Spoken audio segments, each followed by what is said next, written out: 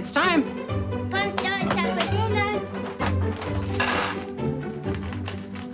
Oh, it's Rebecca. Pasta dinner. Donating pet food is one of the many ways you can help families in your community. Pets and people belong together. Learn more at petsandpeopletogether.org. I'm Bijan Robinson, running back for the Atlanta Falcons. Mental health makes me a better person and athlete just because whenever my mind is clear, I perform so much better. So mental health for me is the priority because it controls everything in your body and it gives you the chance to be the best physically you can be. My dad was a farmer, and when I saw him on a horse, the guy was bigger than life. One of the things that he had a hard time doing was showing the emotion. Maybe it was because the way he was raised or believing that men provide and they don't struggle, but we all struggle. I want to show emotion to my kids. I want them to know when I'm happy, I want them to know when I'm sad, and I want them to see me working through things. The biggest reward I get from being a dad is watching my kids accomplish a goal, watching them light up. Nothing brings a bigger smile to my face. So I make my kids a priority. Whether it's hitting a baseball, a dance rehearsal, you name it, I'm there.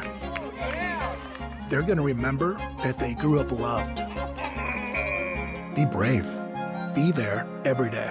And allow your kids to know that it's okay to struggle. That even dad doesn't know the answer sometimes, but we're gonna figure it out together.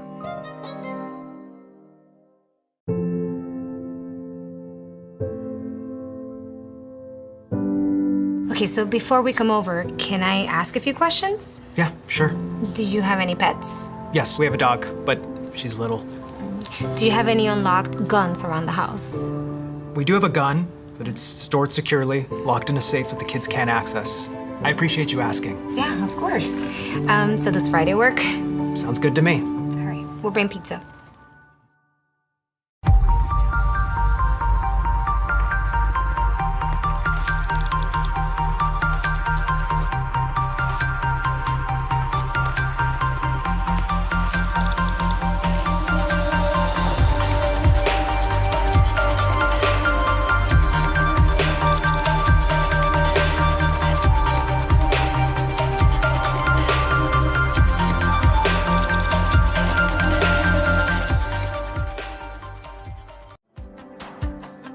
Our Orlando story is packed with outdoor activities and our love for nature. We knew Orlando was a great city, but couldn't imagine it had so much nature around it. Coming here makes you aware of your surroundings. All you need is a bike, so you can enjoy every part of this beautiful city while being outdoors. This is our Orlando story. What's yours?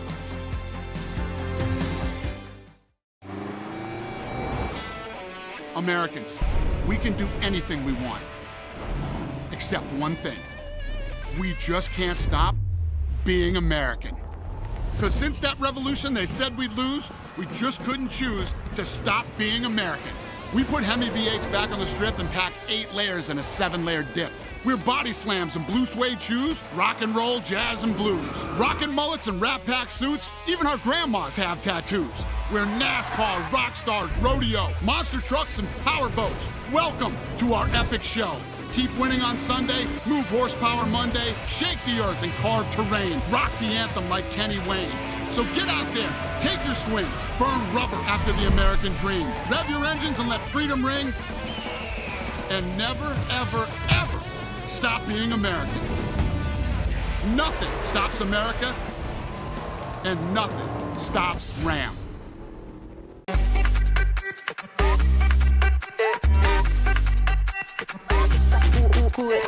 Vamos, dale pues, mamá ya, muévete más loco, mozo, lo tú sabes, así es, con las manos en la cabeza, sacúdete, sacúdete,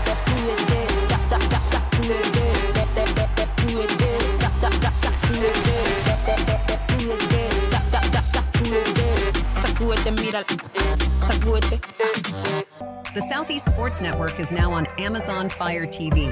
Now you can download the SESN app and watch on any Amazon-enabled device, such as your Fire Stick. The easiest way to download the app is to go to our website, find the Watch SESN tab, and click Fire TV app. Then just select your device from the list. That's it. Free and easy.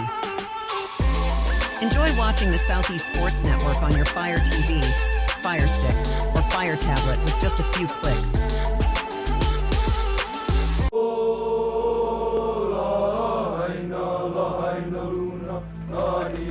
All right, boys, remember who we are and who we represent. It's not about a place, it's about a people. Yeah! Now we hit the field like woo, woo, woo. All day like woo, All night like woo, woo. New job like. Damn. We the boys like woo. Our time like woo. All fans like woo. We favorite. Okay, Mom. You all right, baby? Honolulu like woo. Chattanooga like woo. Japan like woo. West Side like woo. Japan like woo. Brazil like woo. All day like, all night like, all day like, all night like, all day, all night, all day, all night, all day, all night, all day, all night, all day. Hey, whoa, what is going on What? here? I go where Saquon goes. Get out of here. Mental health plays a big role in the game of basketball. The preparation it takes just leading up to a game. Mentally, you have to be totally focused, totally engaged, and away from all other distractions, because any other distractions can get you off kilter.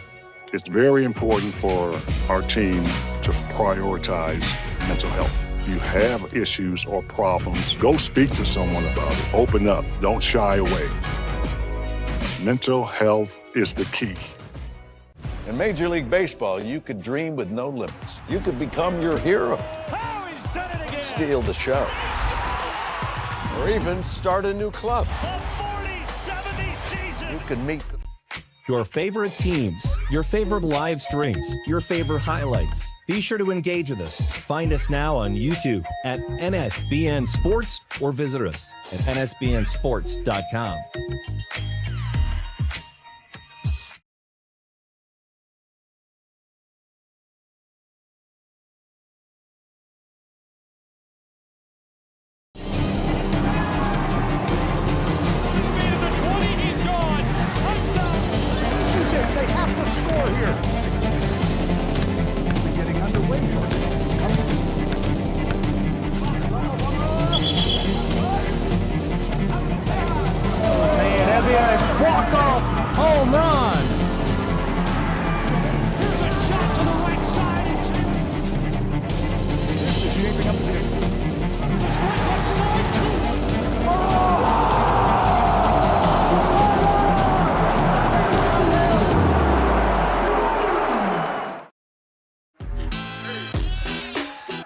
Inside of the Meadowview Marriott Conference Resort and Convention Center, meeting the Player of the Year, who is a star for the Milligan University Buffaloes. Today, they are going to try and battle down the Montreat Cavaliers, who are looking to go on a Cinderella run after making it out of day one and their play-in game.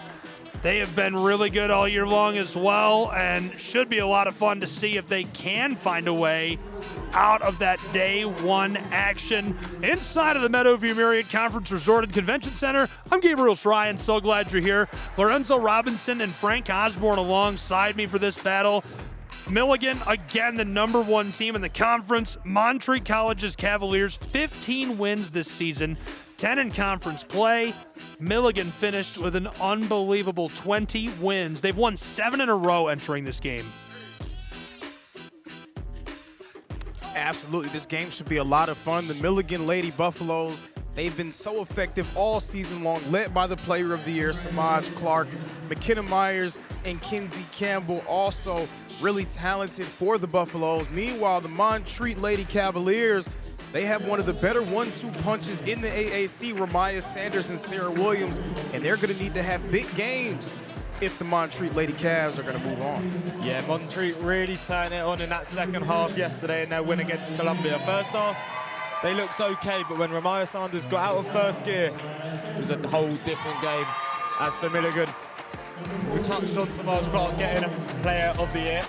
There's really no debate for that one. I think it was 8 player of the week she got this year, both offensive and defensive, just mixing it up a bit.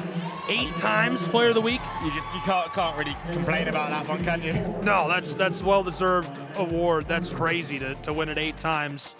And they're going to get underway in just a moment. We're meeting the starting lineups for these two teams right now, and I'll tell you who's going to be on the floor first. The 5 for the Cavaliers of Montreat: Sands, Sanders, Walraven, Winkler, and Williams. And we'll pivot to the other side of the floor. That's also a look on screen at your schedule for the day.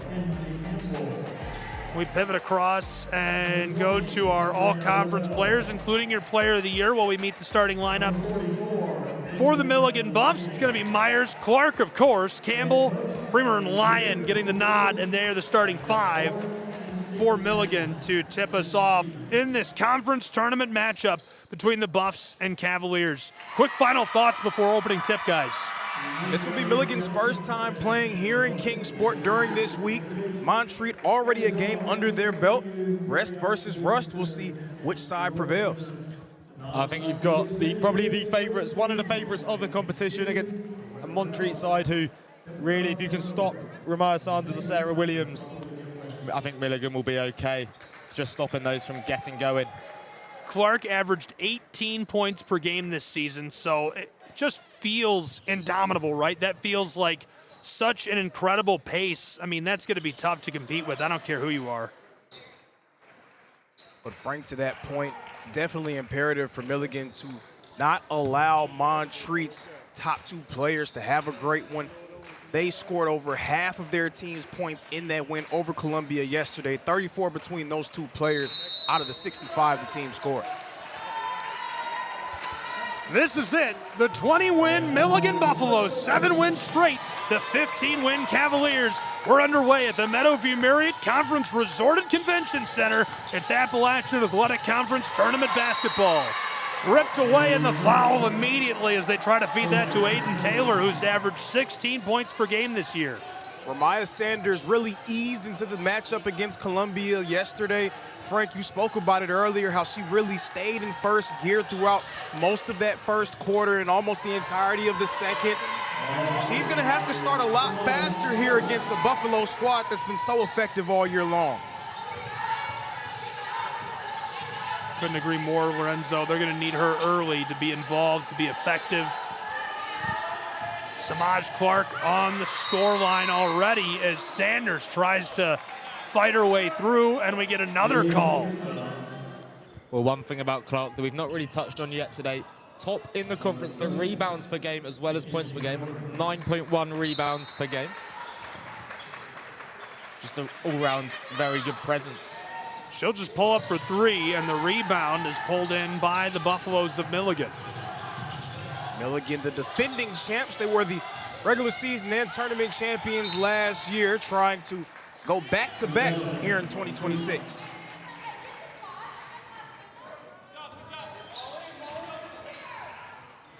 Montreat back to the attacking end of the floor. So far, cold.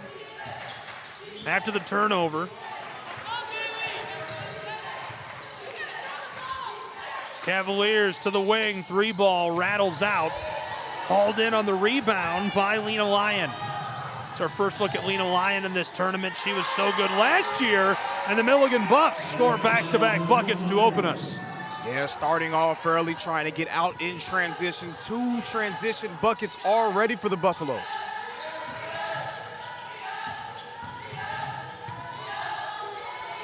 Sanders down low on the baseline. A little too much sauce as Lyon hauls it in.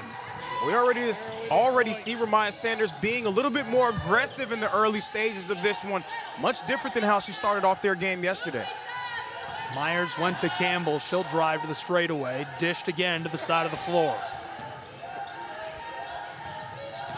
Good feed to the wing. Through, down low, baseline off the glass. Rattles and goes. Gorgeous.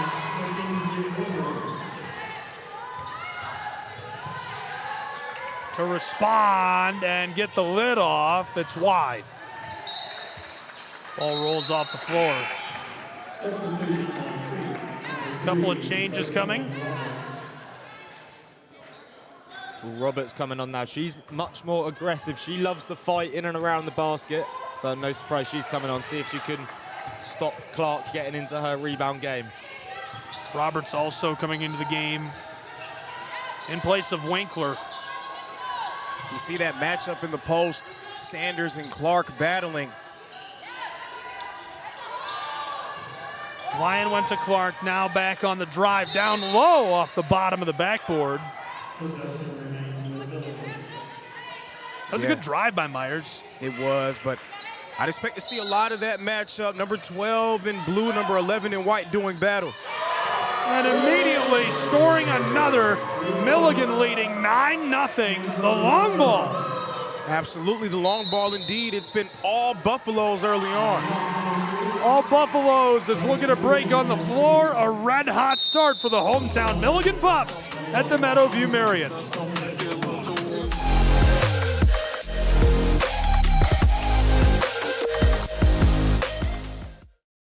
What if you could have it all? A place to call home, a great job, and a safe and welcoming community to raise your family. You can have all that and more in Kingsport, Tennessee.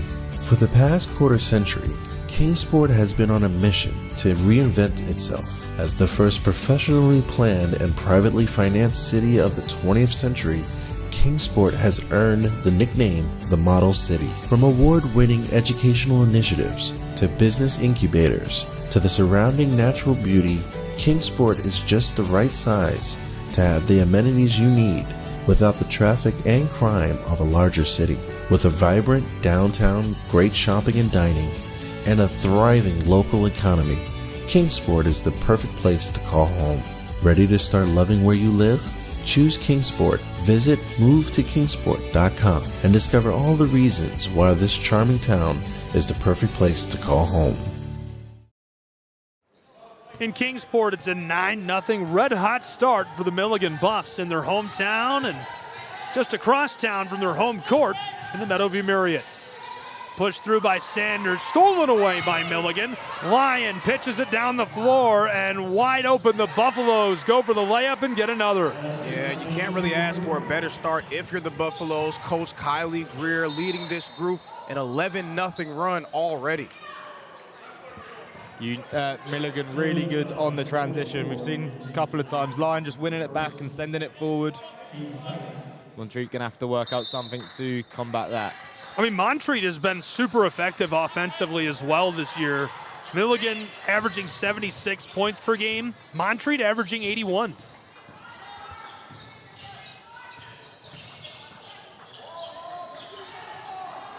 Fights her way through. Too much.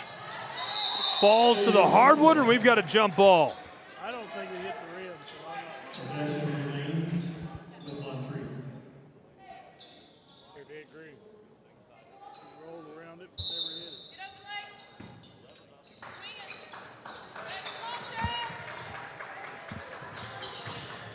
Sanders, the floater, as she's fouled.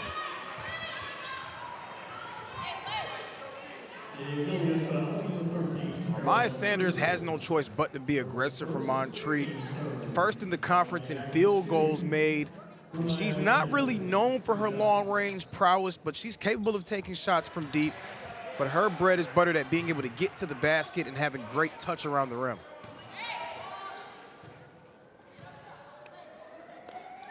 Sanders, first couple of points of the day for the Cavaliers of Montreat College.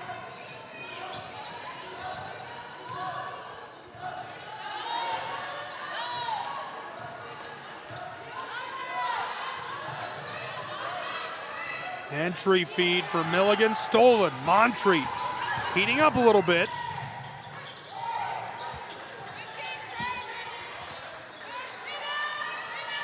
On the way, big high bounce, somehow pulled in by the Buffs of Milligan, and they'll run the floor. Milligan, the long ball. Back across to the wing, three-pointer, sails out of play.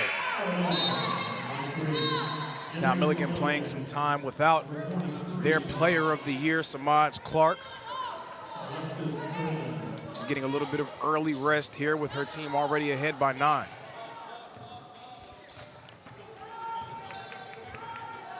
Here come the Cavs of Montreat. They need Ramaya Sanders, who's got the ball. You mentioned she led the conference in field goals made this season as she gets her first field goal of the day from the floor. Sanders averaged 17 points per game this year. And she's so difficult to stay in front of off the dribble.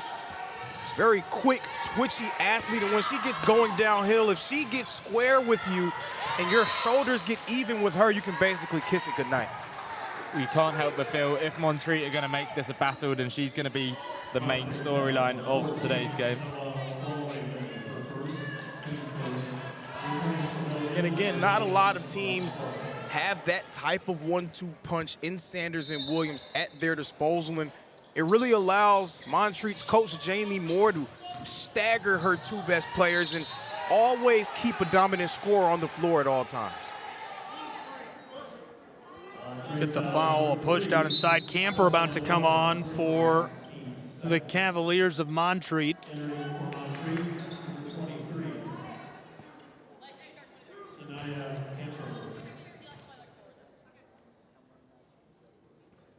This goes. Sanaya Camper, the Peach State native, a former Cartersville Purple Hurricane.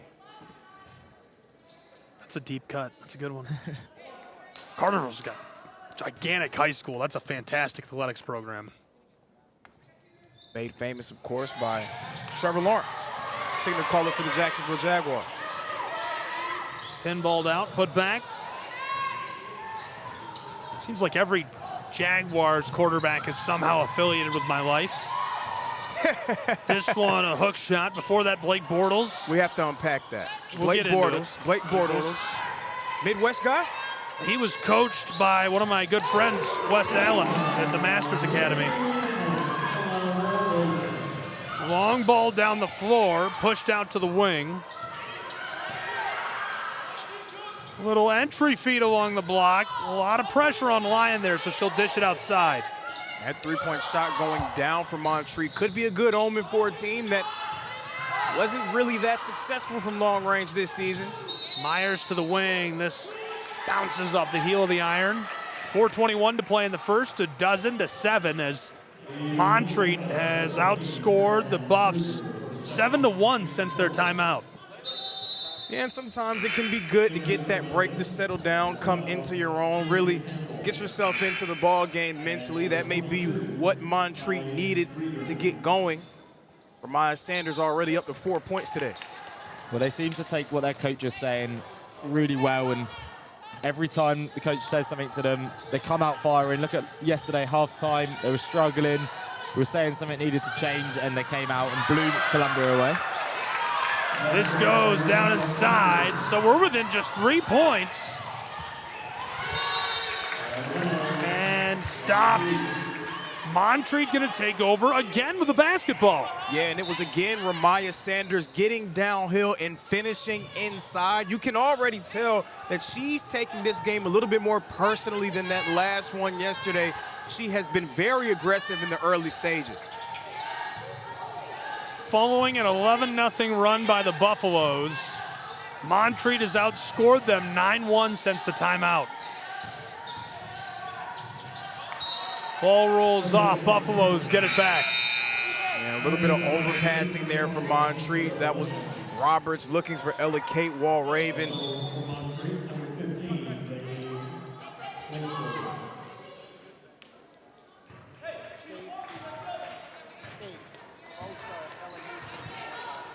So Samaj Clark back in for Milligan. We'll see if she starts to get going and try to match what Ramaya Sanders is doing for Montreat. Rolled through and off the glass, this goes. You must have heard what you were saying. Absolutely. Kiss off the glass is too easy. All of a sudden, we're really heating up. 14-9. Yeah, they're going to get Layla Harvey on the offensive foul. Initially thought that she was taking a bump, but extending that right arm is what they're going to get on the floor.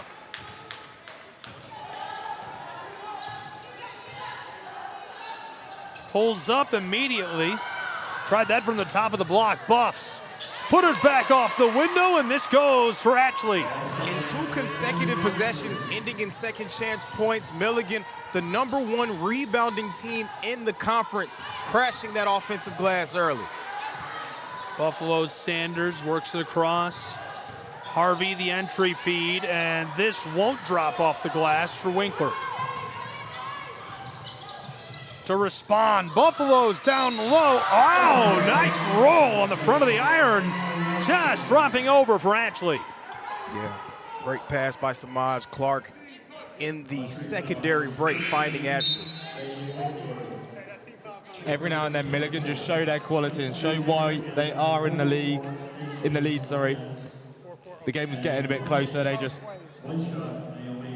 did what they normally do and gave themselves a nice little buffer again. They're on a 7-0, make it 8-0 run over the last minute of play.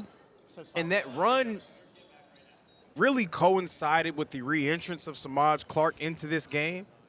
Samaj Clark was taking a breather, and you can tell that Montreat was getting ready to inch closer into it with Ramaya Sanders being very aggressive. But like clockwork, Clark comes back in, and Milligan starts to extend their advantage once more. I want to say something like surprising or impressive, but it's just expected. That's what she is. She's a spark plug. Here comes number 11, dishes it off. Clark gave it. Ashley to Lyon. Entry feed, top of the block, rattled out. They could really use a big bucket on this end of the floor. The Cavs won't get it, and it's poked outside. Can't be recovered by the Buffaloes. The most impressive part for me when it comes to watching Samaj Clark play is the pace that she plays with. It almost seems like she's playing at a different level than everyone else. You can't really speed her up. She's always going to get into the best shot, either for herself or for her teammates, and also her aggression on the glass. Yeah, it's that swagger that we touched on with Pikeville last game. Samaj Clark warrants having that swagger. When you get player of the year or player of the week 8 times, you sort of, everyone knows you, everyone's a bit fearful of you.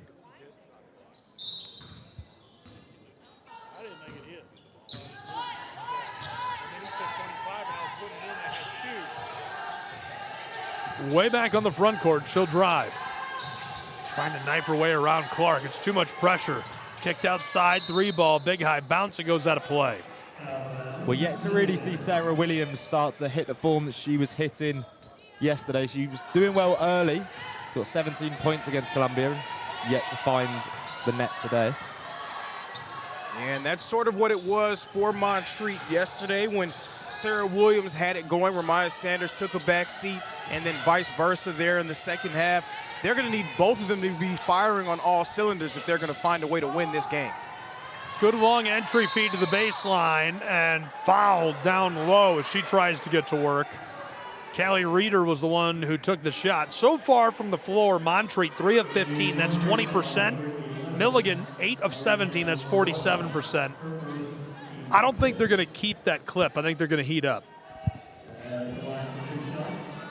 Tell me if I'm crazy. You're crazy. Okay. But I do agree with that sentiment. Okay, that's fair. I appreciate that.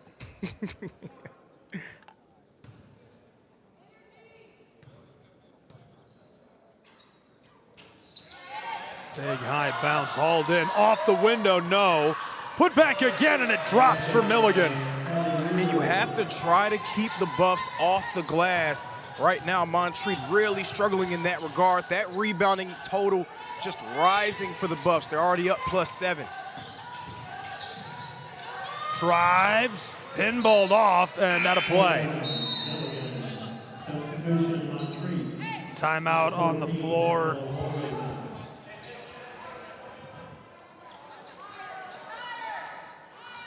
I think we're going to see Montreat start to press a little bit more aggressively.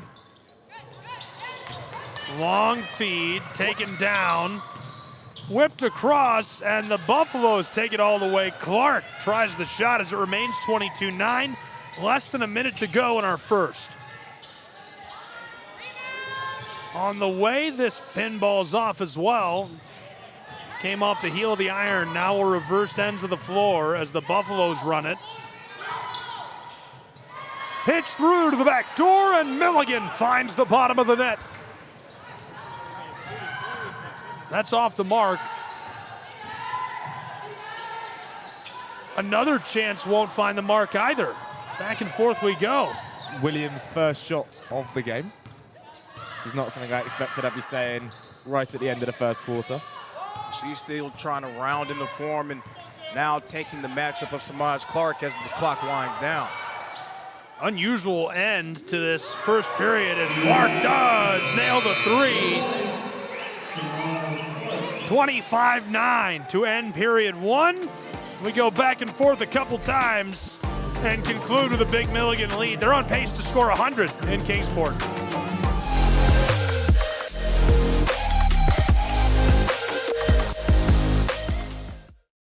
What if you can have it all? A place to call home, a great job, and a safe and welcoming community to raise your family.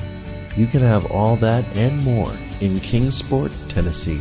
For the past quarter century, Kingsport has been on a mission to reinvent itself as the first professionally planned and privately financed city of the 20th century.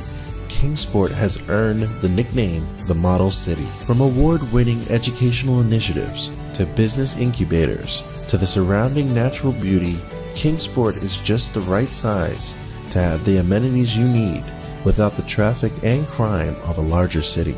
With a vibrant downtown, great shopping and dining, and a thriving local economy, Kingsport is the perfect place to call home. Ready to start loving where you live?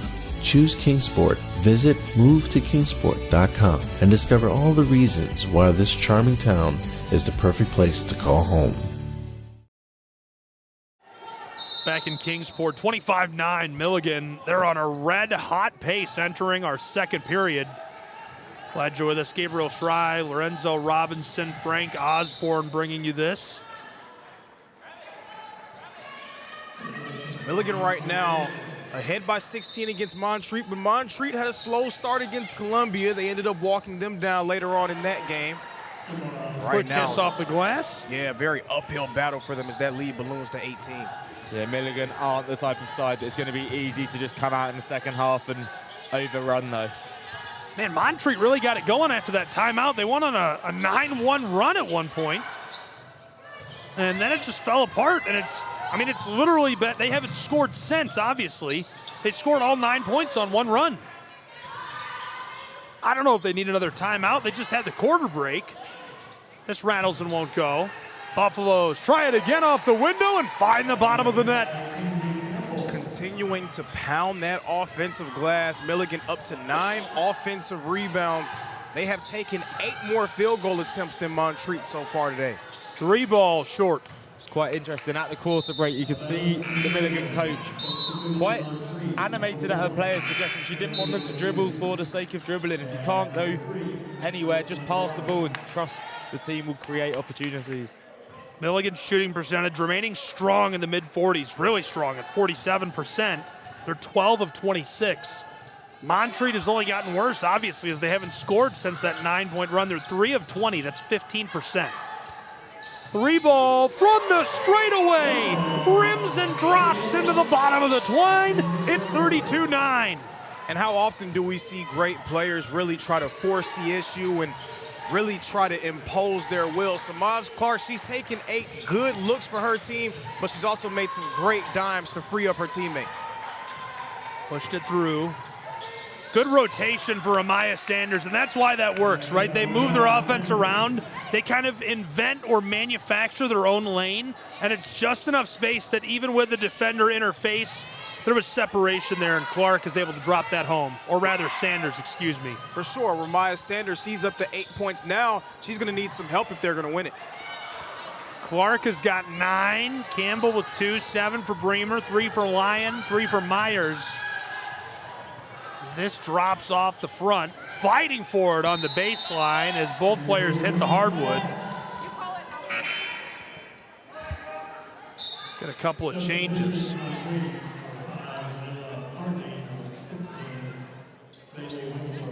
On the other end, Sanders has 8 points of the 11 scored by Montreat, 3 for Walraven. Ella, Kate, and Ramaya are doing it all. They've got to get somebody else involved. We did say we wanted to see Ramaya Sanders look more up for it from the start, and she has been. She just needs the rest of her team to give her a hand as well. Can't score all 32. This one goes on cue. Ramaya Sanders. She's got 11. Can't score all 32, but she is sure going to try. Down low, fouled.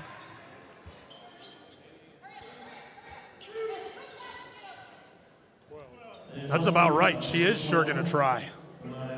Yeah, still quiet right now from Sarah Williams as she takes a seat. Also something to watch out for Montreat. Of their top 5 scorers, there's Ramaya Sanders, who's a junior. The rest of them, freshmen. 4 freshmen behind her. So not a whole lot of experience in these type of situations.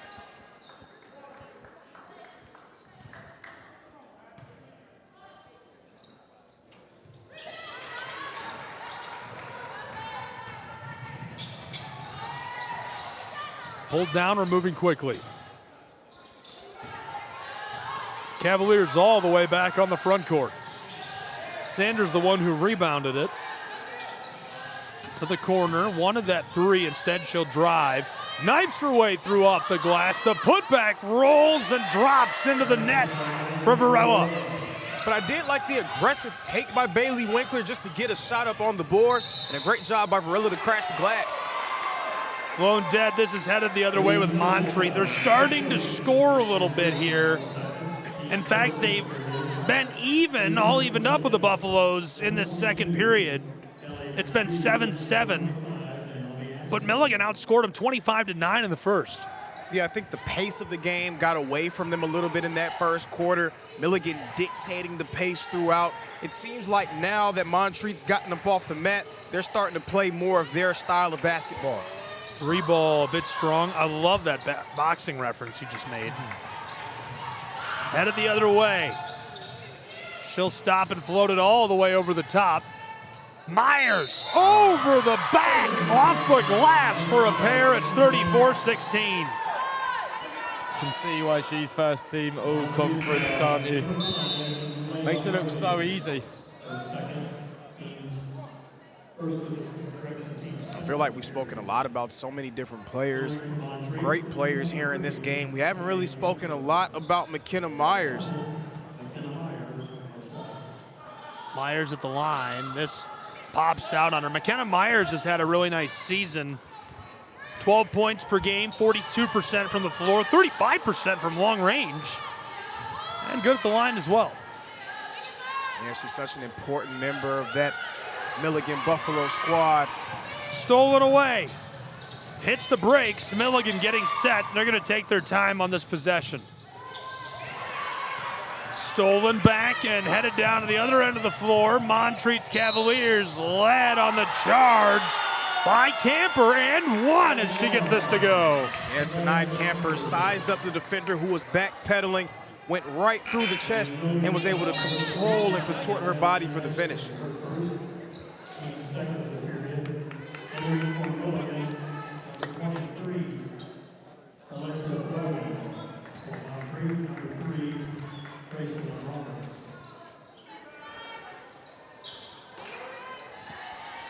Bounced out, taken down by the Buffaloes.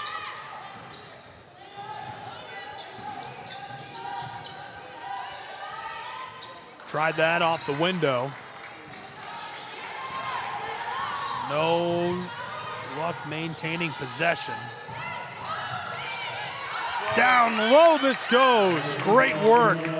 No surprise to see Ramaya Sanders powering this offense. She's got 13. And she's an absolute blur, just zooming past those defenders of the Milligan Buffs. Yeah, it's like once she drops that shoulder, she is gone before you can even see her go past you. We asked before the game for her to be out of gear 1 from the start, and I think she's taken that pretty personally. Absolutely, as she should, as she should. A great player in her regard, going up against another great player in Samaj Clark. Right now, she's doing everything she can do in that matchup. Ball fired wide on the attempt to pass it through. So it's quick turnover. 5.5 still to play in this first half. Maya Sanders, whenever, again, she gets those shoulders square with the defender, once her shoulders get even, you can pretty much kiss it goodnight. She's too fast to be able to stop on those situations. She'll fire from three-point land. Pulled down and kept alive by the Buff. Something quite nice about Milligan. It's not always the same person getting the rebound. It feels like every single one of them getting involved, just following in every shot. On the wing, she'll try the three. Strong. That's a lunch pail crew, right? You know, that kind of all doing the work. This is stolen away. Long feed through. Buffs back outside. Lyon overshoots her into the bench of the Cavaliers. And Sarah Williams coming back into the game.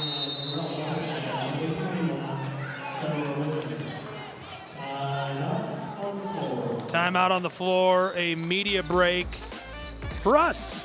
Thank you, guys. We appreciate it. I'm getting tired. 4:41 still to play in the first half.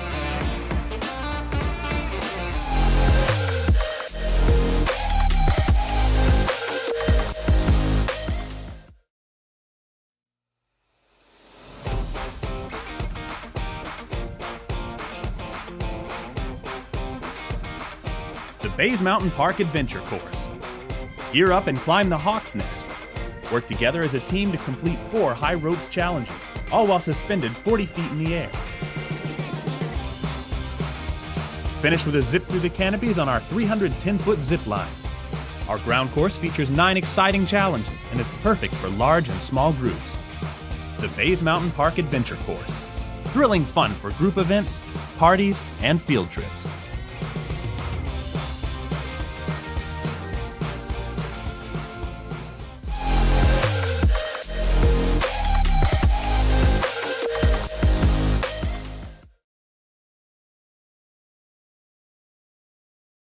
We're back in Kingsport, Tennessee, trying to behave ourselves. It's very hard. 34-20, 4.5 to go in this first half. Coach is not happy. We heard her during the break. But it was something that me and Frank spoke a little bit about earlier in our first game today when U-Pike did battle with Bryan. There has to be some type of extra oomph that a coaching staff needs to bring when you come into the conference tournament having already clinched the national tournament berth. U-Pike, of course, winning the regular season championship. They're going to be in the national tournament next week. Milligan the same. They won the regular season title for the 2nd season in a row. They've already wrapped up an NAIA national tournament appearance. But they want to try to go back-to-back in both championships, not just the regular season, but the conference tournament as well. Pitch that forward. Now the entry feed for the Cavaliers. The spin move and getting that one to go is Roberts. Yeah, and I love the stick-to-itiveness in the post by Treslin Roberts. Nifty footwork and a great scoop lay-in.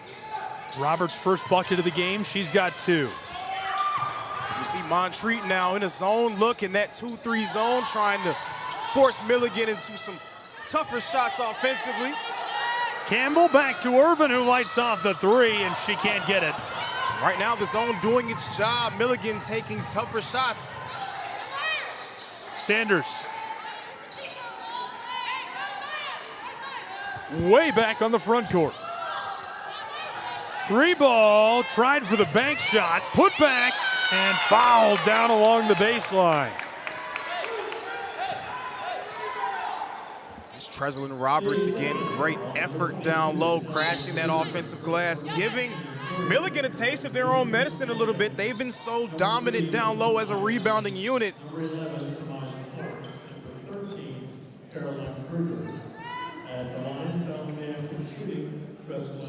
Couple of changes on the floor. Roberts.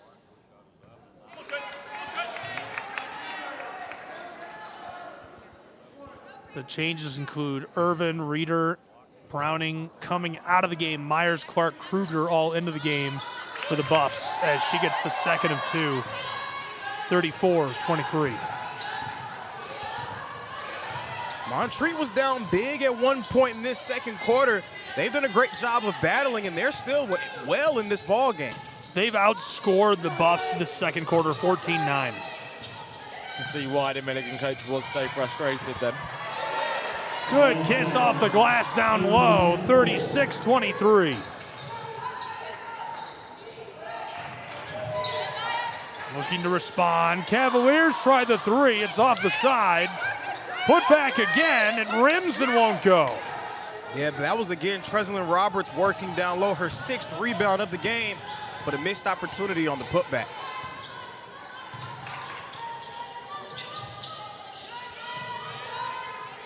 On the wing. Milligan. Working it around, waiting to create some space. Myers. Driving down the baseline and forced out of play. Yeah, the defensive rotation is a lot crisper here in the second quarter.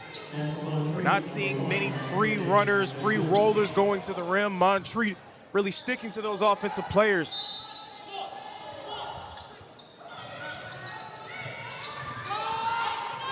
Put on.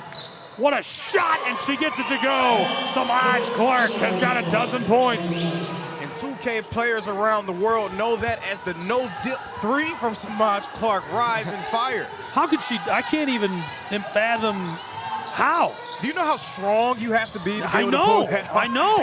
I've done that, and I miss wildly. Headed to the other end. Spin move. Stolen for a moment. Somehow Milligan gets it back. Pinballing around, and possession stays with the Buffs. Lyon to Clark. She just hit one. Same follow through, this time a bit strong.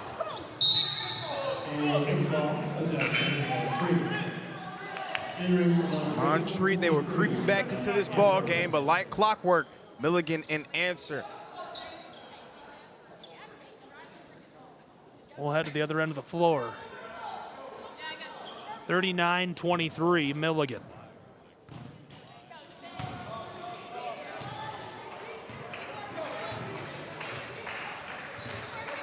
Big shout out to the Meadowview Marriott on the internet connection. I don't know what they changed. Three ball goes a bit strong. I know he got here early. Spent a lot of time on the phone with IT and was able to wrestle them into submission. This is the first time we've had functional internet the entire tournament. Driving to the block, kick to the corner. Oh, what a big collision inside as she gets a hand on the ball, but we get the whistle. And I think it may have looked a little bit worse than it probably was on the floor. That one looked to me like a lot of ball. I guess they're going to get her for the body. I don't have too many bad things to say about this officiating crew, though. I think they're doing a good job. Well, clearly they're taking notes. I don't know if anybody was with us during the last game, but the officials are like asking me about Lorenzo. They thought it was me. He said, "Am I good enough for you?" I was like, "Listen, no, you're a great guy." Sound like a scorned lover.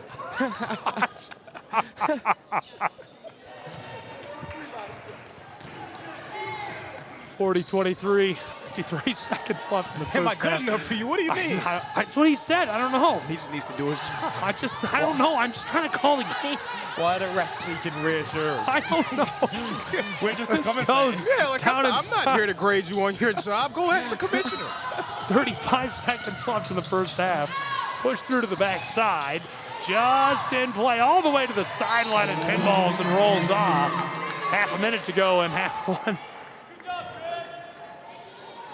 Shot clock has been turned off. Expect Montreat to hold on for one, and even more specifically than that, I'd be surprised if Ramaya Sanders isn't the one to take it. Sanders with the ball. Time winding on this first half. Pulls up, and this is off the mark. A dozen seconds showing on the clock. 9, 8, long feed. Milligan looking for a buzzer beater. Clark 5 across. Lion drives down the block from the side. This one, too much sauce as it rolls off over the baseline.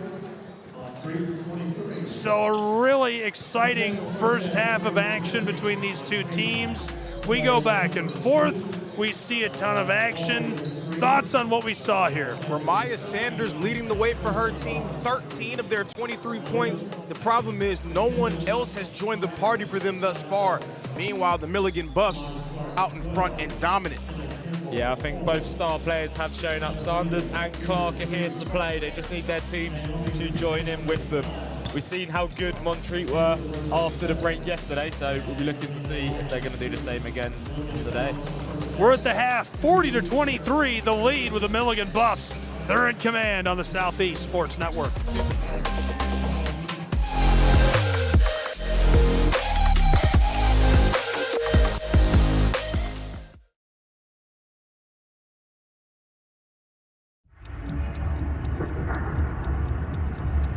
Some might ask, what's the hurry?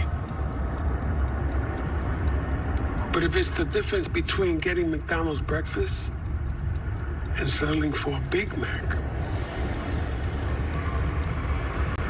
well, run like the wind.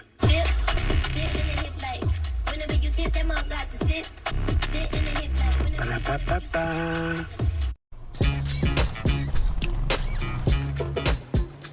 It's like that.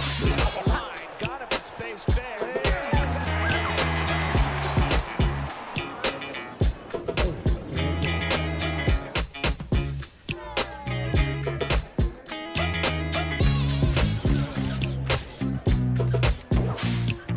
Everybody feel it, come around with the rhythm, it's a sound. Everybody get down when we bring it to you. It's like that.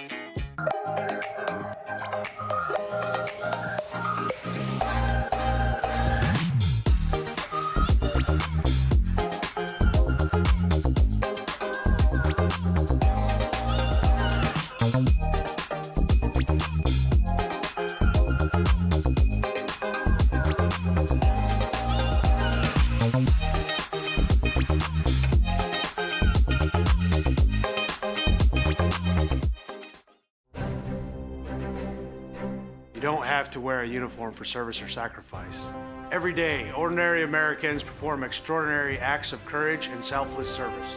Please join us in recognizing citizen heroes who have made a difference in the lives of others through their acts of courage and selfless service in communities across America. Nominate a citizen hero today at themedalofhonor.com.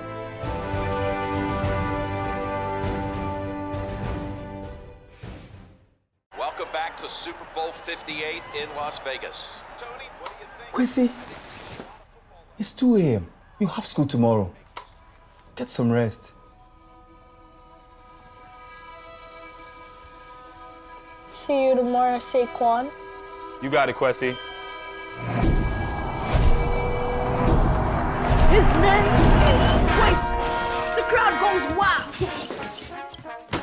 Hey, Quincy. Quincy! Your son's fantasies are going to destroy my house. Spin move! Quincy, take the snap! Hike! Here comes Fred Warner! I'm open! He's got Jefferson! Hit the gritty? Nah, hit the Quincy! What is that boy doing? Nobody was little number. Oh no! Bring it, little man! Cam Jordan!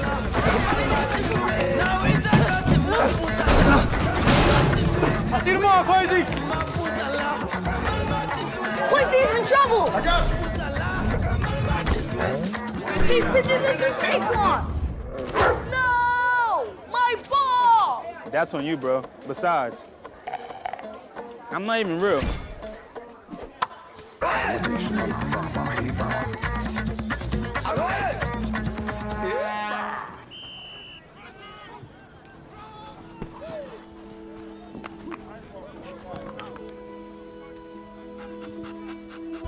Is this your ball?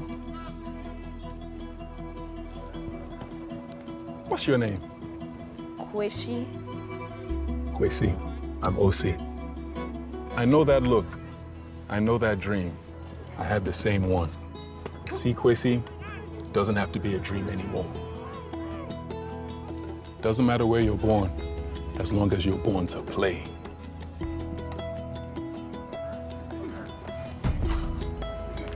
Just making sure you were real.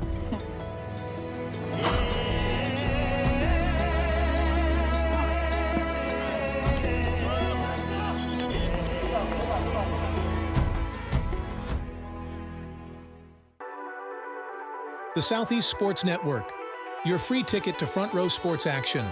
From heart-pounding football showdowns to thrilling basketball games, experience every moment live, all from the comfort of your home. Your favorite athletes, broadcast in real time and on demand. It's not just streaming, it's your front row ticket to the best of Southeastern sports. And the best part? It's absolutely free. Don't miss a moment of your favorite teams. Join us now at the Southeast Sports Network.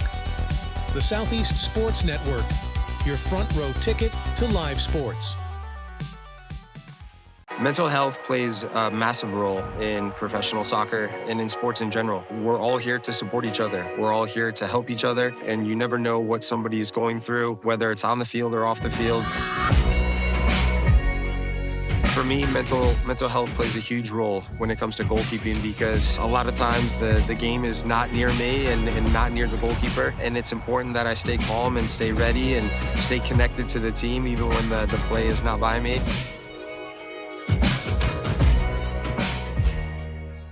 Once upon a time, there was a girl with golden locks. You know what? Maybe it was like a rugged, woodsy dude. Yeah. The beds were too hard, the chairs were too soft, the porridge was too... This Goldilocks wanted something tastier. Those look just right. First, he drove the Ram 2500 Rebel to pick up some dinner.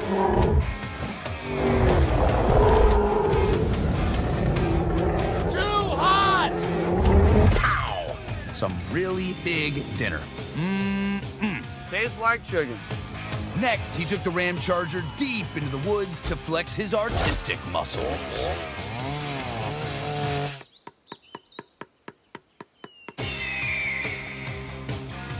That was the village tree. Then, completely abandoning the narrative, he fired up the Ram RHO for a little joyride. Time to jump a volcano.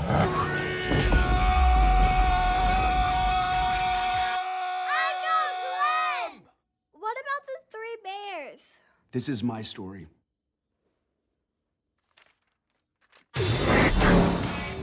But yeah, the bears were there.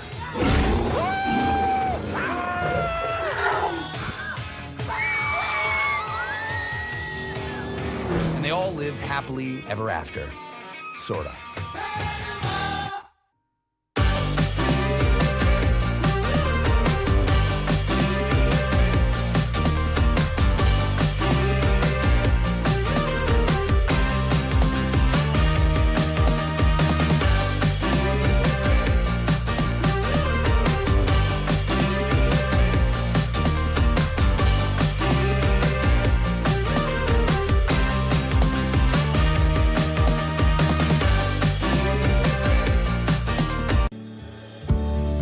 Our South Carolina story is told through love. We always felt the need to take a moment for ourselves, and the ocean has always drawn us closer.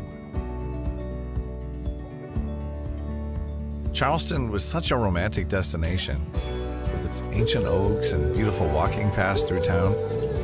But we love hiking too, and Greenville gave us a perfect view. This is our South Carolina story. What's yours?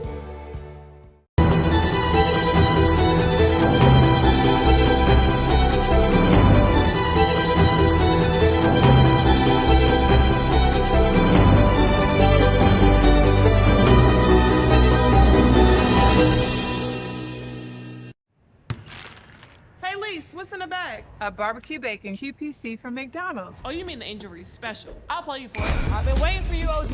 And if I win, McDonald's on me. Oh, you know my game, right? Oh, yeah, I know. Let them know. Yeah. Oye, vámonos. Let's get it. I got something for you, Aaliyah. All right, let me see it. Let me see it. Ooh. Ah! All right. Yo, Stewie, winner takes the bag. You know that meal is already mine. Golly. Right here with you. Right here with you. I see y'all. What's that? Big Mama? Made mine a double QPC, but Your favorite teams, your favorite live streams, your favorite highlights. Be sure to engage with us. Find us now on YouTube at NSBN Sports or visit us at nsbnsports.com.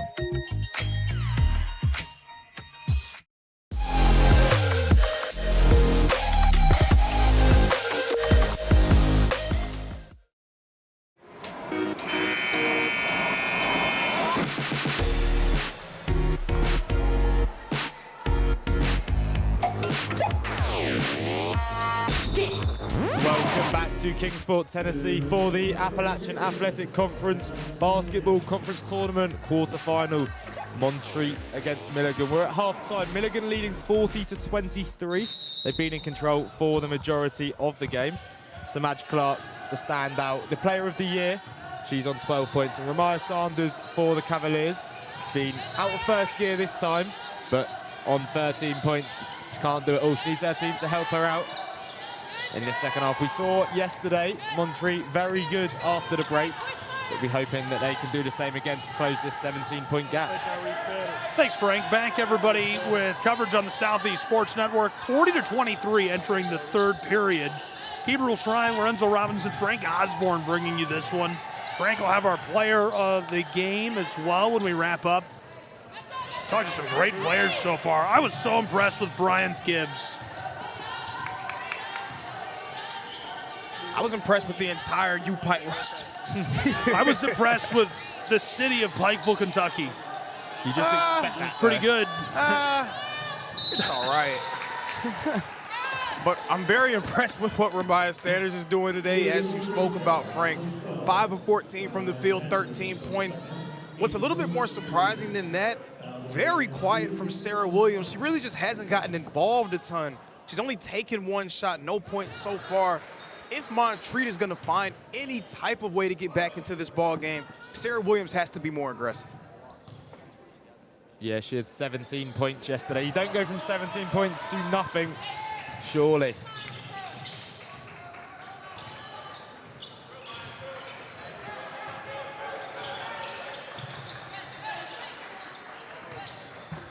Dished around Sanders. The handoff, and she fires from the elbow. That's automatic.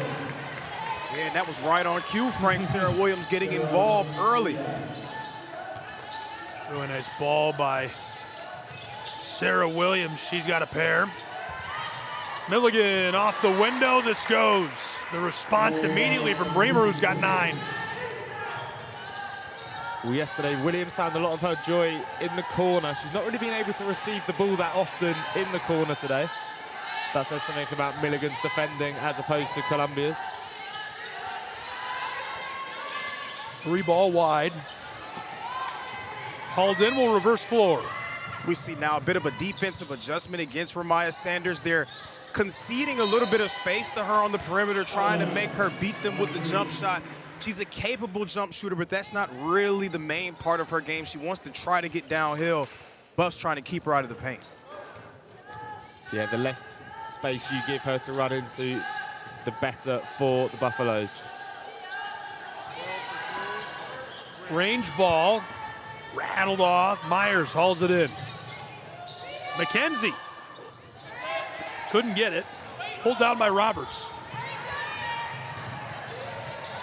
Headed the other way, and this just rolls off the top as well. 2.5 minutes into this second half, we've only seen 6 points. We've seen that a few times on some of those straight line drives from Montreat, getting all the way to the front of the rim, but just unable to finish on multiple occasions today. Woo! Lights it off and knocks it down. Oh my goodness. Clark. Yeah, Samaj Clark putting on the brakes and shooting the jumper right there. That was a good move. Nasty with it. Poked, almost gets the steal. Back on the front court, she's just a menace. Yeah, that's the player of the year showing off right now. Great performance for her team. Diabolical. Down inside, defensively, couldn't get it over her. Ball loose and hauled in by the Buffs. Milligan, backdoor, too easy off the glass as the Buffs. They've scored 8 in this second half. I know she's on 16 points, and it feels a bit crazy to say, but I still don't think Samaj Clark is playing her best. Like, doesn't seem like she's really going for it. She knows that she's got the ability to win this game without even going 100%, I think. I agree. Here's a look back at our day one games. 62-57, Bryan punched their ticket but fell to Pikeville, who is, well, we're impressed with the whole roster. 81-80, Tennessee Wesleyan beats Reinhardt on a buzzer beater. 65-59, the Cavaliers looking great. They sailed through Columbia. The Koalas scored a lot of late points. That was more of a wide margin than that scoreline makes it look like. And of course, the big win for Spartanburg Methodist College to cap day one. And this is where we're at right now in day two. Yeah, and we've seen the top seeds really dominate so far today. The Union Commonwealth Bulldogs all over Columbia, which was similar to their first showdown where Union dominated that one as well. And then after that, UPike just smothering Bryan College in game two. A lot of basketball left to be played, but that's where we stand. And in your game, it's 48-25. Glad you're along with us. This has been a lot of fun. I'll tell you, the game that I'm most looking forward to on that schedule, Reinhardt versus Johnson, the final game of the day. The third-seeded Reinhardt Lady Eagles, sixth-seeded Johnson Royals. They had a game a few weeks ago that even though the margin of victory seemed a bit lopsided in Reinhardt's direction, it was very hotly contested. Tensions flew, and that has really become a rivalry over the years, those two programs doing battle. So an interesting matchup in the quarterfinal round. And Wahan's got a great roster at Johnson, and the Royals have a lot of firepower on that bench, but they've struggled with injuries all year. So how much have they recovered from that injury bug? I mean, we're talking 8 players were unavailable against Reinhardt. Yeah, and one of their key players out of a broken back. Probably the worst injury you can get, especially as a senior, which is sad to see, but I'm sure Johnson will be playing on behalf of her, trying to do her proud. Jordan Hefner, I think it is. Yeah, that's Jordan Heifner for that Johnson Lady Royal Ball Club. Last season, a first-team all-conference selection, also an all-defensive team member. And in particular, she was a player that gave Reinhardt a ton of trouble throughout last year. In their second matchup in the Brown Athletic Center in Waleska, Georgia, she had over 20 points, really dominated that game down the stretch, and took down the Reinhardt Lady Eagles. So without her, they haven't really been the same type of threat against them, but still should be a ton of fun in our nightcap tonight. Jordan, one of a few products out of Bradley Central High School, I don't think anybody is going to contest this, the greatest high school basketball program in the history of the state of Tennessee. They've won what feels like 30 state championships in the last few decades. They've been unstoppable at the Smitty in Cleveland, Tennessee. 30 state championships? Yeah, and I've covered, they've won at least 20. They've produced some WNBA products. Girls have gone on to play at Kentucky, Georgia, SEC schools. Bryan and the Royals lost a number of their players because schools came in and scalped them, full ride scholarships, and they've all moved on. It's going to be a problem for Johnson and Reinhardt going forward, as we've discussed off the air, right? These schools are coming in, these Division I schools. Jack State did it to Reinhardt's women's program 2 years ago. Last year, it's Johnson. These schools come in, they have seemingly and comparatively unlimited money. But that's really, it's not a bad thing, because I think now if you want to play Power 4 basketball, or if you want to make it to the big show in the SEC, if you're not a generational product, you're going to have to play some ball here. You're going to have to play at a Division II school, or if you're lucky enough to make an NAI roster, you're going to have to play some NAI ball to move on and play at the Division I level now, and makes for better hoops. Yeah, but it's a double-edged sword for a lot of these coaching staffs, because even though you want to have that as an option, it does well to show people that it's possible to reach your dreams by coming to these schools. You don't necessarily want to recruit players who only want to use this as a launching pad. And they're going to leave. Yeah, you don't want to have that in the forefront of their minds. You want to show them that it's an option, if you do play some great basketball at a high enough level, you can make that move, but you don't necessarily want to market yourself as a feeder program. You want people to still come to your school and make that decision to want to be around for 4 years. It's about finding that balance. If you have players that are good enough to go to some of the big D1 schools, they've probably done all right for you, and you probably had a decent enough season that you'll be able to recruit. And if you back your recruiting to do that every year, fair play. And I'll say that I saw a lot of that during my time playing football. There were a lot of players who came to our program with the expectation of leaving after 2 years. And a lot of those guys found trouble even getting on the field during those 2 years. Meanwhile, some players who may not have necessarily been the highest touted players coming into their own during high school came in, produced at a high level, and they were able to make that jump. So you really don't want to go into it with those type of expectations, but also provide the opportunity when it presents itself. I agree, it's problematic, but it's a double-edged sword is the best way to describe it. Things have changed.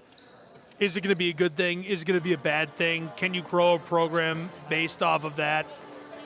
I think more than anything, it's just, it fits well with the mission of what we've done at the Southeast Sports Network over the last couple of years. You know, a big part of what SESN is about is taking schools and elevating them and giving them the broadcast they deserve, right? If you look at other conference tournaments around the country right now, you'll be surprised to find that you have to pay to watch, and they're a single camera stream with maybe one announcer. That's just not acceptable to me. I mean, this is very, very high level college athletics. We want to bring it to light, and that's what we do, and we're proud to do that. I think that feeds into that mission, right? We've got athletes that are coming in and they're moving on to another level, and it's showing that this is such a high level. The athletes can be scalped out and they will average 15, 20 points a game at the Division I level, but it does hurt the programs long term.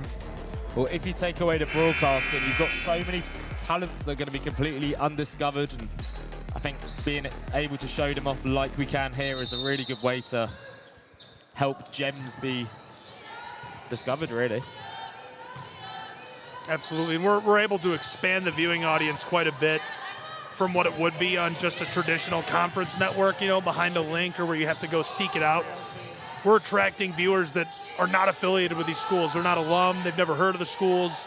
They're just happening onto the social media content, and some of them watch the whole tournament, right? So we average quite a bit of viewership throughout the course of these. On the way, this goes as we get the whistle. Yeah, that was a tremendous drive to the basket by Layla Harvey. She's had a few different seemingly potential straight line drives that didn't go her way. That time getting right to the front of the rim and finishing.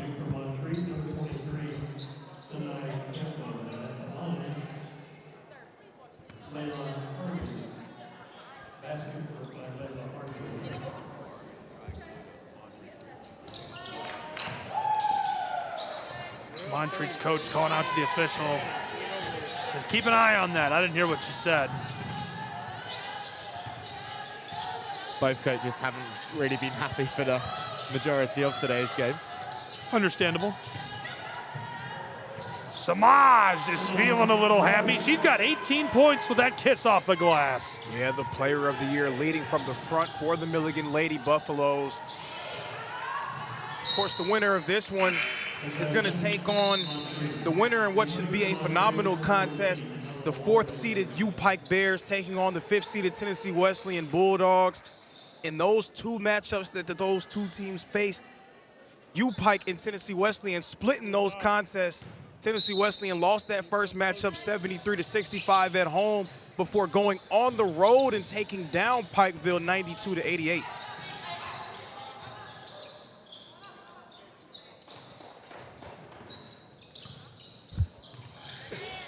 On the elbow, able to fight her way through and gets this to go. Nice shot on the run. Again, Layla Harvey maintaining her aggression, continuing to try to get downhill. That was a nice finish off the spin move. Good crowd today. Obviously would love to see it fill up a little more than this, but nice turnout. Get a couple of steps. And this is going to head the other way. Montreat haven't really got going in this second half like they did yesterday. Against Columbia, they came out and absolutely blew them away. Milligan's quality are just shining through and stopping them getting any real momentum going. Yeah, I would say in their defense, they're playing a much better opponent here today in Milligan.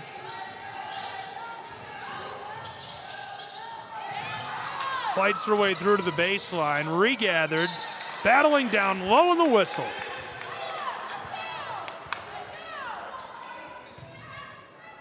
Coming into the second half, we said that somebody needed to join the party with Ramaya Sanders and really give her a little bit of relief when it comes to taking on every single possession. That relief still hasn't really shown up for Montreat. Layla Harvey's gotten involved as the third quarter has continued, but overall it's been Ramaya Sanders and everyone else just sort of standing around and watching her work. And Montreat has never really cleaned up that shooting percentage. I kept going back to that in the first period. Still just 26% from the floor today. As a team, they're 14 of 53. I think that would solve your problem alone. I mean, I don't think you have to get any more rebounds or make any more plays defensively. I don't think you have to create any turnovers or extra possessions. You just got to shoot a little better from the floor, and you're right in this. And I think from an offensive standpoint, Montreat and Coach Jamie Moore, they do a great job of promoting motion, having different free runners coming off of backdoor cuts and slipping screens. They're a great passing team. They're fourth in the conference in assists per game. But so far, of their 14 made field goals, only 4 of them have been assisted. So Milligan has done a nice job of sticking to those cutters, switching when they can, and really mucking the game up for them on the defensive end of the floor. But going back on what you were saying earlier, Montreat have had more shots than Milligan. Milligan just have that quality. That's the reason why they are where they are in the league. Got the quality to finish, be ruthless. Ramaya's got 4 rebounds, 2 assists, 15 points. She's 6 of 16, so not quite at that clip you'd like to see, that really high percentage of near 40, but not bad. She's doing well. This goes for Samaj Clark, who's up to 20 points in the game. She's 8 of 15 from the floor, over 50%, 2 of 4 from three-point range, 6 rebounds and 4 assists as well. It just looks so easy for her. Yeah, it does. It feels, from up here on press row, it feels easy. Well, I'm intrigued to see a later battle where they've probably got a tougher opponent, where Samaj Clark is going to have to go 100% from the start. Milligan's women's team felt unstoppable at this tournament last year. It's going to be a rocky ride to the finish for everybody else. You're going to have to get by this Milligan Buffs roster. I don't think we're going to see a lot of close games for them. I think they've got Pikeville, Reinhardt, TWU circled in the bracket. Other than that, there's not a lot of concern for these Buffaloes as they're leading big late in the third. Yeah, and we spoke a little bit about the way that the season went on the women's side this season. Milligan, Bryan, and Reinhardt separated by just 1 game. Bryan and Reinhardt finishing both at 18-2. Milligan 19-1. Those 3 teams have represented the class of the AAC for the better part of the year. The best part of that for Milligan is that they were able to earn that #1 seed after beating Reinhardt down the stretch this year. They are not in the same bracket with those 2 teams. Bryan and Reinhardt, presumably if chalk holds, would meet in the semifinal round. Milligan able to escape both of those fellow contenders until at least a championship showdown.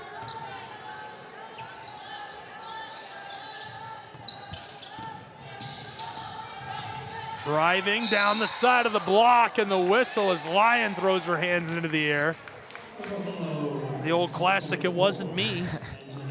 Didn't look bad from up here, but we're a long way off. Yeah, I mean, anytime you put your hands out, the ref is just going to say, oh, you did it. I know you did it, because you're saying you did it. I can tell you did it. This goes. Just been rough sledding from the field for Montreat. 15 of 57. Milligan holding them to 26% from the field overall.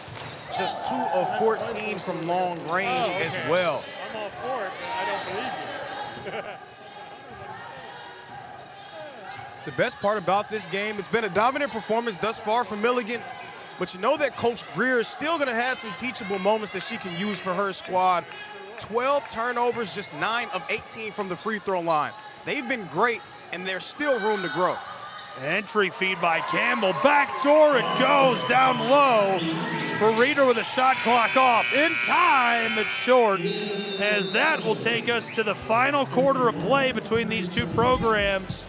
61-38 after 3 periods in Kingsport, Tennessee, between the Buffs and the Cavs.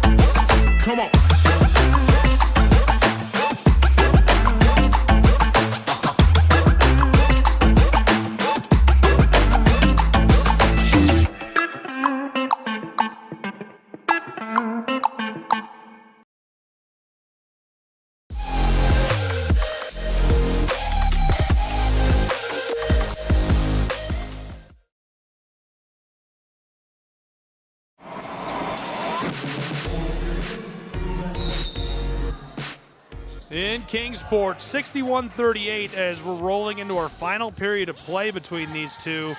It's been a really, really good one between the Buffaloes and Montreat College, the Cavaliers. Welcome back, Gabriel Schrei, Lorenzo Robinson, Frank Osborne, as we'll take you through the finish between these two programs in this final fourth quarter. Yeah, and in the middle portion of our schedule so far, it's been the 1 seeds holding serve here in Kingsport. U-Pike dominant against Bryan, the 1 seed on the women's side. Milligan similarly dominant against Montreat. The favorites can't win forever, though. It's got to be an underdog story somewhere. It'd be nice to see. It'd be nice to see. I don't know, man. I've done, I think of the last 4 seasons, there's only been a couple of upsets. I could name the TWU women's upset, right? Everybody can name that. I think there's literally only been 3 or 4 teams that have upset somebody in this tournament. I remember a few years ago, CIU, their men's basketball program, made a run to the championship game. They were, I believe, a 6 seed in that tournament. It can happen, but this is a tough one. This is a well-seeded tournament. However, the anecdote to that would be this is the most parity we've ever seen in the Appalachian Athletic Conference, and that's something we haven't talked about at every broadcast of games so far, but throughout the course of the tournament, you and I have talked about it a lot, Lorenzo. We talked about it off the air in the weeks leading up to the tournament. Really ton of parity in the league this year, and it's been fantastic to see. And I know the commissioners are happy about it. The league in general is happy about it.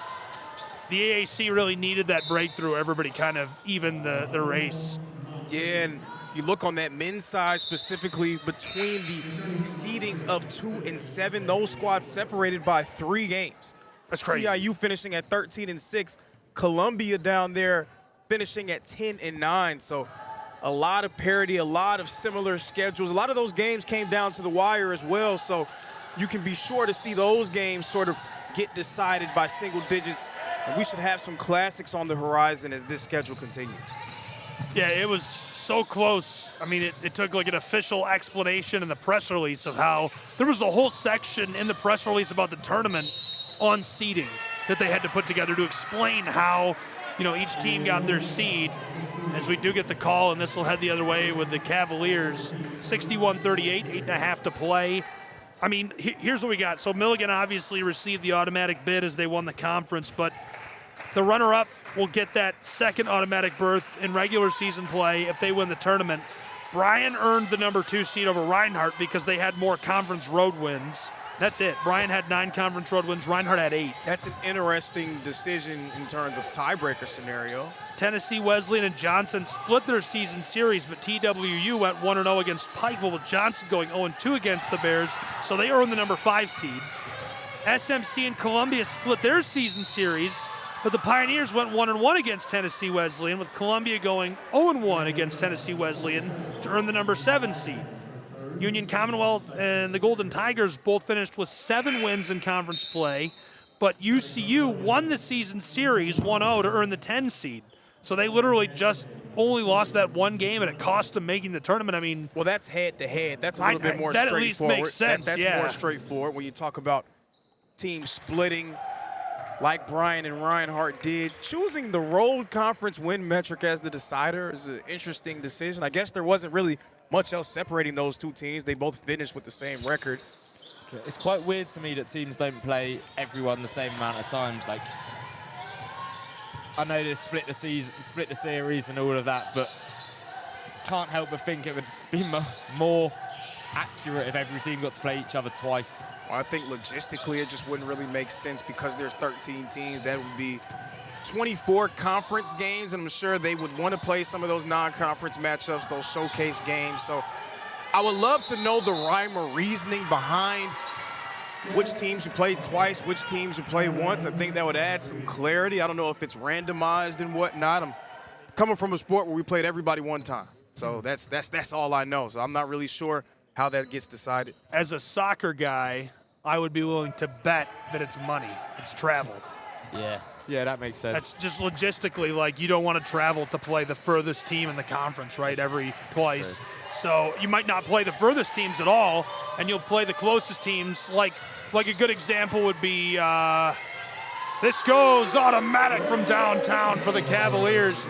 I think it makes a lot of sense for Brian and TWU to play twice in every sport.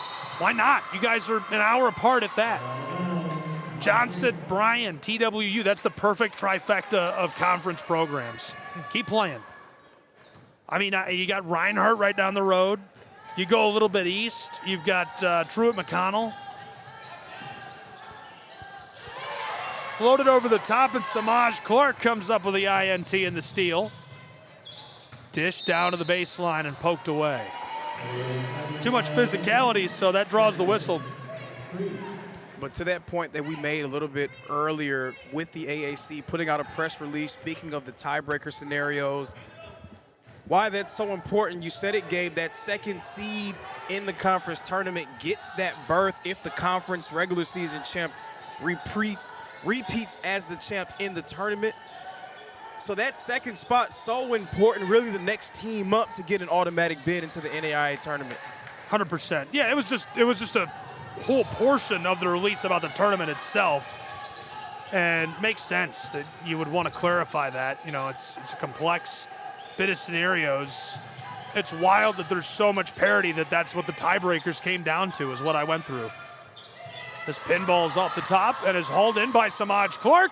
The player of the year almost expands her scoring total. She's got 22 points right now, 11 rebounds and an assist, 5 assists in this double-double performance with 6 minutes still to go. I'd love to request a rule change.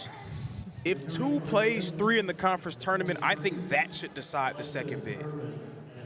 We can go with regular season standings to seed them in the tournament, and then if they never meet, send the second seed. But if 2 plays 3 and 3 wins, I think that 3 should get 2's berth into the national tournament. I agree with that. Yeah, I think that. And I know who to take that up with, too. I just got to look straight down. I don't know if that's their. We don't know how they came to that decision. You know, that's a voting thing. Is it a front office thing? Is it a national office thing? We don't know that. I mean, I could that put might the bug be. That's in the air. probably a national office rule. I'm not really certain of that. I think every conference has the jurisdiction to decide how they want to decide those bids. I don't know. We can find out over some Waffle House. From the three-point line, it's short, 61-42. And Milligan has just been on cruise control this entire second half. Pretty much. Samaj Clark led the way in the first half. She's still dominating here in the second. Milligan just playing out the string, but you know they're going to have a keen eye on that next matchup with U-Pike and Tennessee Wesleyan. Campbell pumps, hands it off to Clark. Samaj, we get the whistle.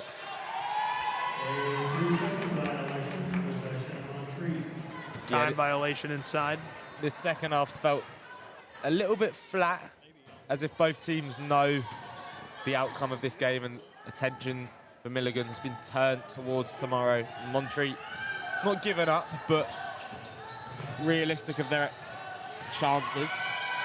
Good play inside as it rattles and goes for Amaya Sanders. She's got 18. Yeah, and so difficult to stay in front of, and that's been the thing for Milligan all game long, not really having the perimeter defenders that can stay in front of her consistently, but a great defensive adjustment to slow down her scoring here in the second half. Well, I'll tell you, Milligan's line looks like she's having fun out there. She's laughing, she's smiling, she's playing loose, and you love to see that. Having fun in the conference tournament, rolling in Kingsport, Tennessee, 61-44, Milligan in the driver's seat.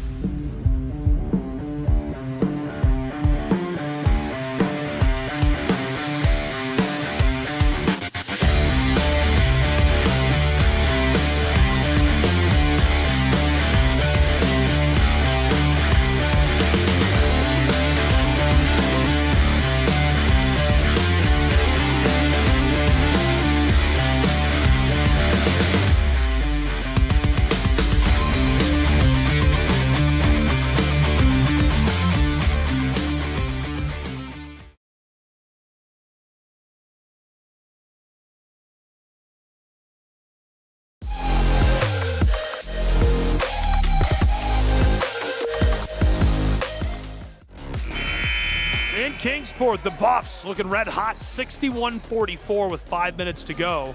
Gabriel Schrei, Lorenzo Robinson, Frank Osborne. Be sure to stay tuned following the game. Frank Osborne will grab our player of the game down on the floor, and we'll hear from them on the big win. If I was a betting man, I would think it'd be Samaj Clark. You know, I'd take that bet. I don't think the odds would be very good. On the way, oh baby, automatic from downtown Kingsport, Tennessee. How about that three ball? Yeah, it's just been all Lady Buffaloes here today. Again, just playing out the string. But Montreat, so much youth up and down their lineup. Again, of their top 5 scorers, their top scorer, Amaya Sanders, is a junior. The other 4 being freshmen. A lot of freshmen and sophomore players stepping up for them this season. If they bring much of that group back into 2026 and 2027, then you can figure that they're going to be a major player atop the AAC next year. Really nice season for the Montreat Cavaliers. They're trailing by 20 with just under 4 minutes to play. The most they've scored in a period against the Buffs today was 15 in the third. So probably out of reach at this point. But looking back at their year, they started with 3 wins in a row against Oak City. Then they took down Carolina, took down Union Commonwealth. They rolled into December and bested the Bulldogs of TWU in Bluefield. As they got into the new year, January looked good with a win over CIU and Johnson. Ended up with a really, really nice record overall. 10 wins, 8 in conference play. They won their last game of the regular season. Already looked good in this tournament. And just all around, a really good year. Amaya Sanders looked fantastic. This entire roster from top to bottom put together solid performances night in and night out. And it's been fun to watch them play in the tournament. Definitely. And again, as this tournament continues, we may see some, hopefully, some better games today. Right now, we've had 3 blowouts in our 3 games. I think the next game is going to start off with Trent, Tennessee Wesleyan, and U-Pipe. We're going to start to see the contest get a little bit tighter on both sides. Hopefully.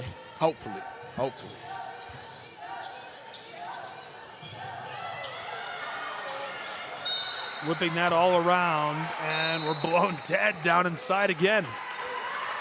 Yeah, we're going to get a double tech here, and you can see the Milligan Buffs bench clapping, hyping up Mackenzie Bremer, who got tangled up a little bit with Layla Harvey.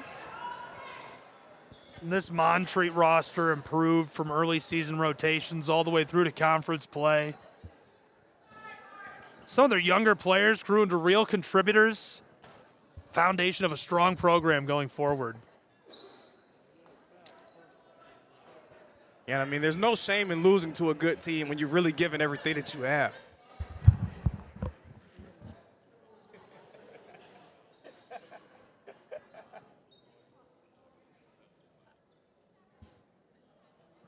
Some confusion down on the floor.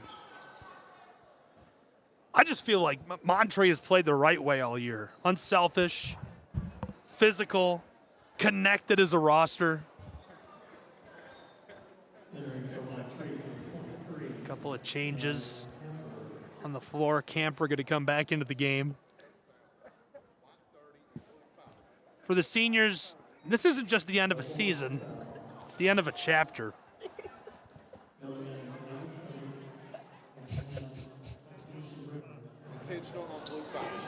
That will be her fifth. And Montreat's revive. Layla Harvey.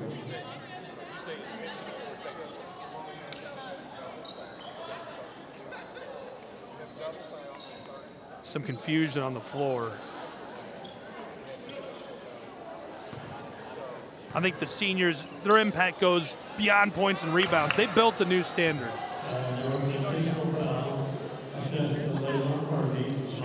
hadn't been replaced yet. That's the fifth. 23. They shoot one.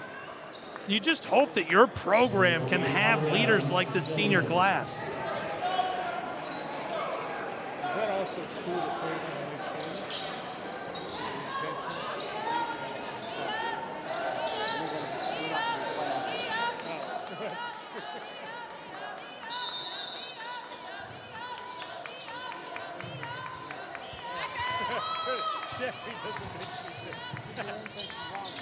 Back underway. Late stages of this, 3 minutes left to go. This is off the mark. You know, conference tournaments are hard. Only one team ends the night happy. That was more about what we spoke about yesterday. Are you really having fun if you're not winning? I know what the answer is, but I mean, not everyone knows what the answer is, I guess. Well, Coach Greer of Milligan is winning. Doesn't look like she's having fun. Well, she's a coach. They're never supposed to have fun. That's crazy. I'm having fun. You're not coaching. Samaj Clark, that's our player of the year. That is the player of the year, and that's a great shot over there. She had a phenomenal game here today and really showed why she earned that prestigious honor for Milligan. Her second consecutive year getting first-team all-conference honors, and has the Buffs rolling heading into the next day of the tournament. She's already played to a double-double in this game as the shot a bit strong. 20-point margin, 2 1/4 to go. And she really did it all today, 22 points and 11 rebounds, but also 6 assists. She made the team better by just having her out on the floor, not just scoring, but creating for herself and others.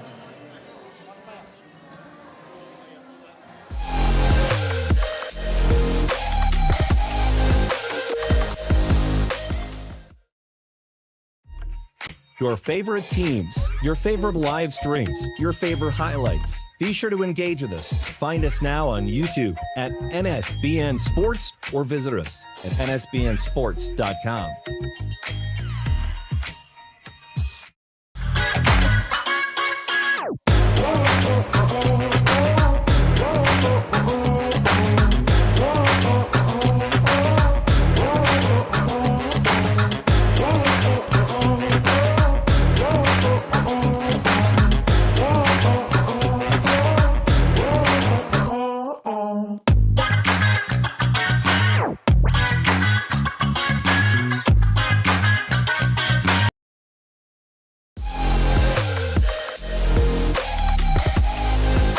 Back in Kingsport, 66-46, Milligan Buffs coasting through to a finish as Montreat battles late. Strong foundation for this Montreat Cavs roster. They've got a bright future.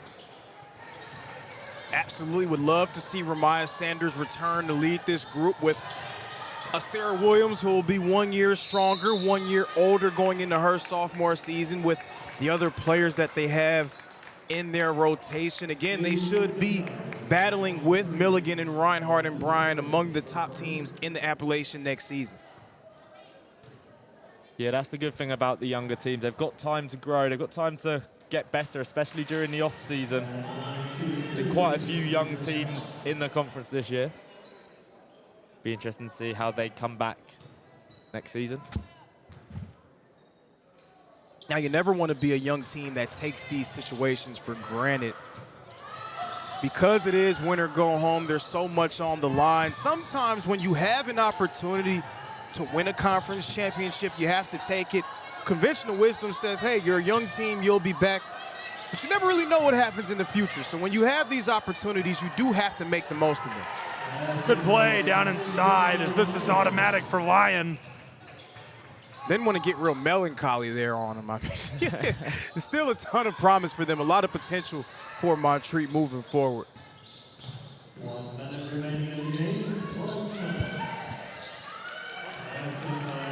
Just a minute to go as Milligan, a statement win on day 2 of the Appalachian Athletic Conference basketball tournament.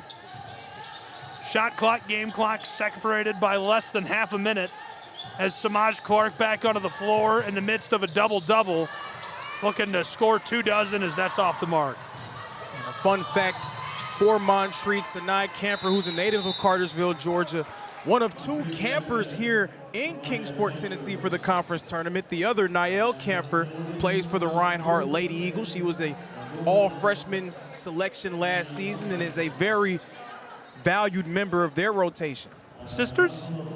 I believe so. Do you know how good you have to be? Do you know what your family has to be for both of your kids to play in college? It's pretty good genes, I would say. That's something, yeah. Like dad's like, get up, it's time to run. Happy Sunday morning. We've got the Redwood family, the Isaiah Redwood for Bryan and Elijah Redwood from Milligan. Man. Both had very good seasons. Mom's banging on a pan. It's 4 a.m. Sunday morning. Get up. Time to run. Hill sprints.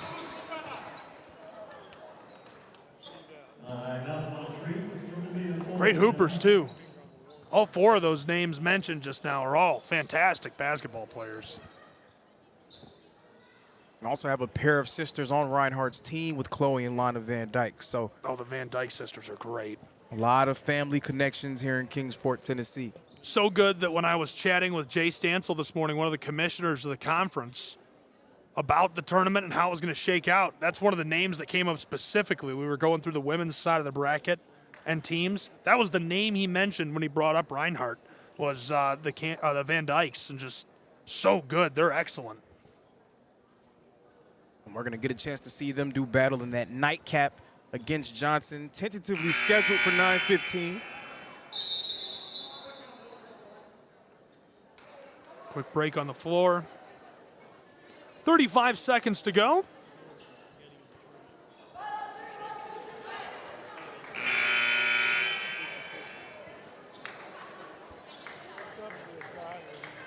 $68-50 Montreat. Going to make some final memories. Sanders going to finish with 20 points plus. She's got 20 right now. 4 rebounds, 2 assists, a double-double for our player of the year, Clark. And me and Frank sort of challenged Ramiah Sanders before this game, wanted her to start fast and really impose her will. She did just that with 20 points.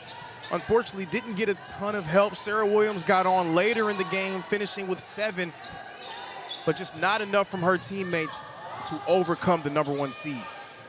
Good pass to the elbow. I mean, that is clean, crisp. You can hear Coach a little bit on the broadcast. She's been fired up, but looking to make those plays down to the final whistle, and she does.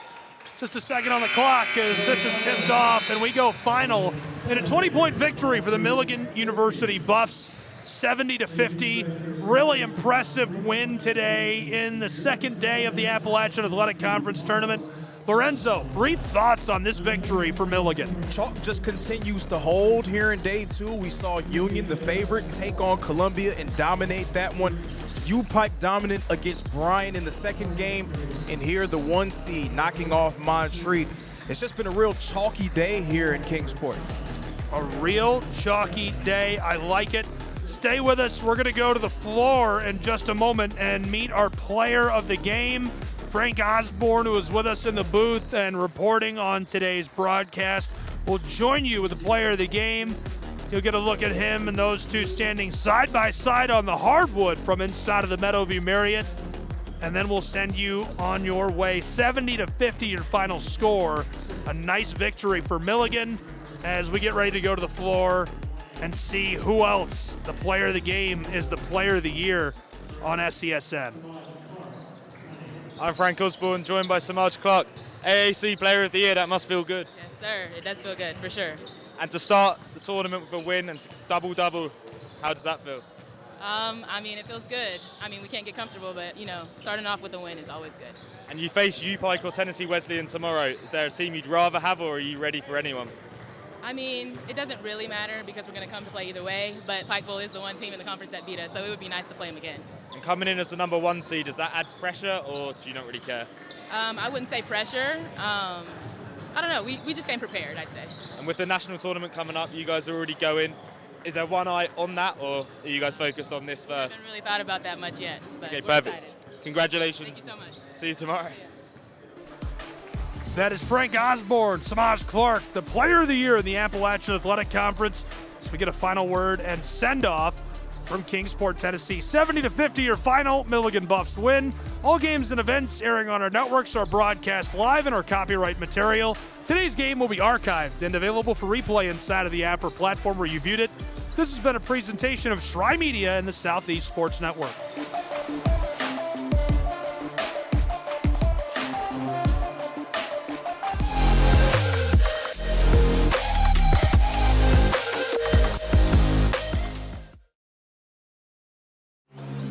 All of the ways to watch your favorite local and regional sports. Join us now on Twitch TV. You can also find NSBN on Amazon Fire TV or visit us live on YouTube as we stream games there as well. Another fan favorite way to watch is nsbnsports.com. You can also find us through our NSBN app, free to download from the Google Play Store, and Roku TV, where you can find all of our content. NSBN Sports, visit us at nsbnsports.com.